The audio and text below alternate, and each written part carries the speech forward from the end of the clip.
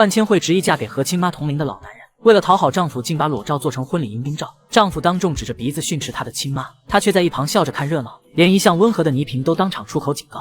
我特别警告你，你不应该对千惠妈妈这样。我是千惠妈妈，我都走6回了。万千惠对顶着艺术家光环的三宝一见钟情，哪怕对方没房没存款，连稳定工作都不愿做，她也心甘情愿倒贴下嫁。旁人都觉得她疯了，可在她的恋爱脑滤镜里，这份奋不顾身是浪漫。三宝老师就是每一次聊到音乐方面的那个样子，真的是让我很爱很爱。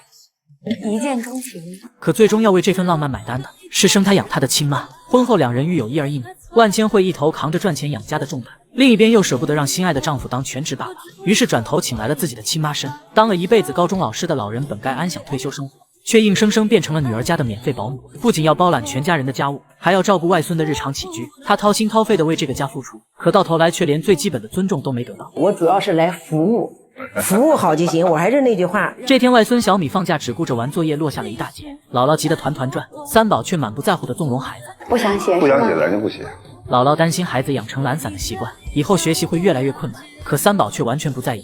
干嘛非得要去上那种所谓的好学校？我们普遍认为的那种好学校，我觉得他将来上一个技校就很好，就学挖掘机不挺好吗？让人心寒的是，万千惠非但不站在亲妈这边，反而跟着丈夫一起纵容，明确告诉小米不喜欢数学就可以不听老师讲课，不完成作业。姥姥既头疼又无奈，可更离谱的还在后面。第二天，万千惠和三宝直接叫了一堆朋友来家里聚餐，完全没考虑孩子的作息。晚上11点，客厅里依旧欢声笑语，小米被吵得根本睡不着。姥姥心疼孩子，提醒他们小点声，结果反被三宝指着鼻子当众质问。不是，你为什么不让他上来呢？我想让他睡觉了。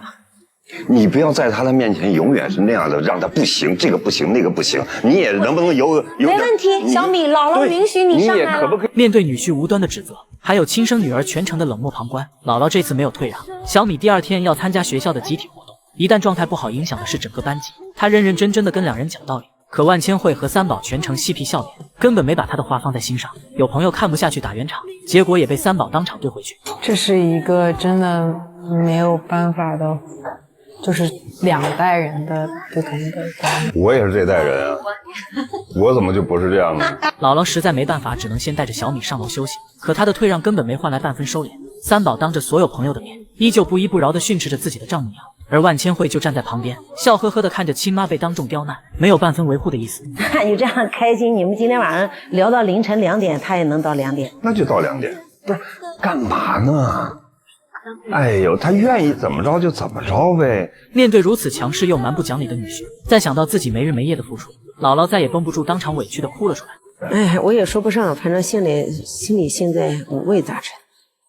可哪怕亲眼看着亲妈崩溃落泪，万千惠依旧笑着附和，脸上没有半分心疼。那天晚上，小米跟着大人们硬生生熬到了凌晨2点。第二天一大早，是一宿没睡好的姥姥背着孩子匆匆赶去学校。所有人都以为看到这一幕的三宝多少会有一丝内疚，可他只是轻飘飘地说这很正常，也难怪一向好脾气的倪萍会当众发火，不仅厉声指责三宝，更是隔空劝万千惠妈妈离开。我给千惠妈打个电话，快离开他们家吧，这三宝真没良心。连旁观者都忍不住替这位老人抱不平，可万千惠却始终闭着眼睛，眼睁睁看着生养自己的母亲在自己的家里受尽委屈。